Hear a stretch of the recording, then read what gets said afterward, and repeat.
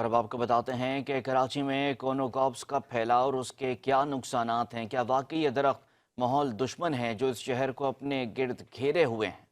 तफसीलात बता रहे हैं गुलफाम शेख अपनी इस रिपोर्ट में।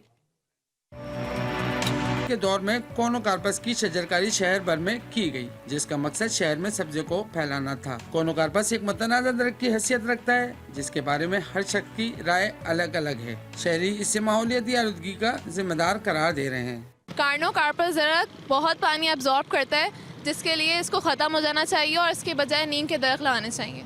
माहिरीन के मुताबिक कोनोकार्पस की जड़ें जमीन में बहुत तेजी से फैलती हैं, जिसे पानी की जरूरत भी नहीं रहती, क्योंकि ये दरख्त जमीन का पानी खुद इस्तेमाल कर लेते हैं। कोनोकार्पस जो है ना, ये बड़ी मतलब काफ़ी नुकसानदेह है।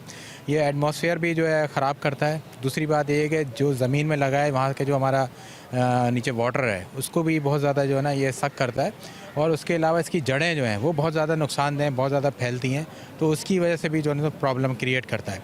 तो हम इसमें आज का काफ़ी जो है हमने जगह से चेंज किए हैं कोनोकार्पस, और अभी भी फर्दर हम इन फ्यूचर में भी हम प्लानिंग कर रहे हैं कि इसको चेंज करके इसकी जगह गुलमोहर और नीम और इस तरह के अच्छे जो है प्लांट्स हम लगा सकें। माहिरीन के मुताबिक कोनोकार्पस दरख्त की जड़ें ज़ेरे ज़मीन पानी की लाइनों को नुकसान पहुँचाने का भी सबब बनती हैं।